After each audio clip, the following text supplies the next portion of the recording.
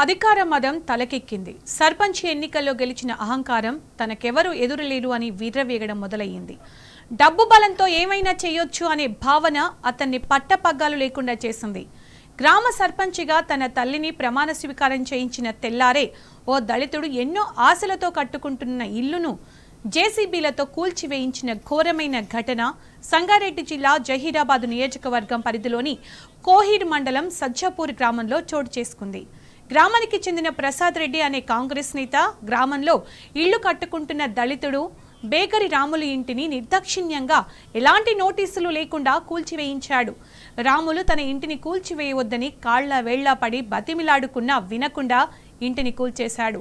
ఇటీవల జరిగిన గ్రామ సర్పంచ్ ఎన్నికల్లో తనకు మద్దతు ఇవ్వలేదని అక్కసుతో కాంగ్రెస్ నేత ప్రసాద్ రెడ్డి ఈ దురాఘాతానికి పాల్పడ్డాడని బాధితుడు రాములు సజ్జాపూర్ గ్రామస్తులు తెలిపారు.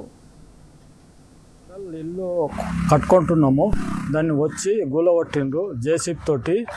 మేము దగ్గర ఉంటే కూడా దొబ్బి పెట్టిండ్రు, కాళ్ళతోటి తన్నిండ్రు.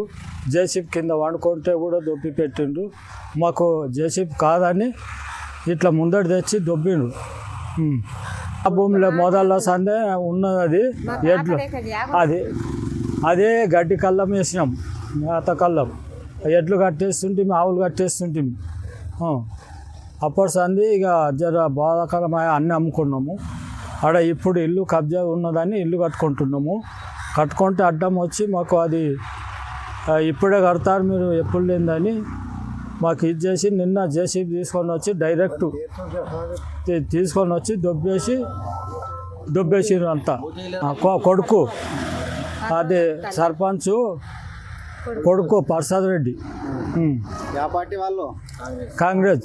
ఓటు అడిగితే మేము వేయలేము. వచ్చి అది సన్నదానం చేసుకున్నాడు. వస్తా ఇంటికి కూడా పోలేడు, ఆయన ఇంటికి కూడా పోలేడు. అట్టనే తావు మీదకి వెళ్ళి లేచిండు, లేచి పెట్టిండు. కాళ్ళ మీద వండితే కూడా అక్కడ నూకి పెట్టి దొబ్బి పెట్టి నాతో ఒక ముసలమ్మ ఉన్నది, ఆ ముసలమ్మను జరుగానే అక్కడ దొబ్బి పెట్టిండు. పోలీసులు తీసి అక్కడ దొబ్బిండ్రు. గోడకు నతికితే కూడా గోడకెళ్ళి అక్కడ తీసి పడేస్తే పక్క జరగంగానే దేశీ పెట్టి గూలగొట్టిండు. ఓటేయని సంది మాకు పగబట్టినట్లు మాకు చేసిండ్రు ఇల్లు పని. బేగరి రాములు ఈశ్వరమ్మ ఆ జాగ మా తాతల సంధి ఉన్నది. అది మా నాయన వాళ్ళు వేసిన కళ్ళం, ఎడ్ల కళ్ళం జాగాది. అయితే ఈ రోజున మాకు ముందు సురంతకి ఇల్లు కట్టలేము. అయితే మా అన్న వాళ్ళు మొన్న బునాది వేసుకొని ఇల్లు కట్టారు, గోడలు లేపారు. లేపితే వాళ్ళు అల్దరిమితోటి వచ్చి నిన్న ప్రమాణ స్వీకారం గాంధాడిది 5 గంటల లోపల వచ్చి జేసీబీ తీసుకొని వచ్చి గూల కొట్టిరు. ఆడికి నేను ఆబ్జెక్షన్ చేసిన, అరే తీసేసుకుంటాం ఇంట అన్న అంటే ఇక తినకుండా అప్పుడే మీకు గూల కొట్టేసిందని చెప్పేసారు.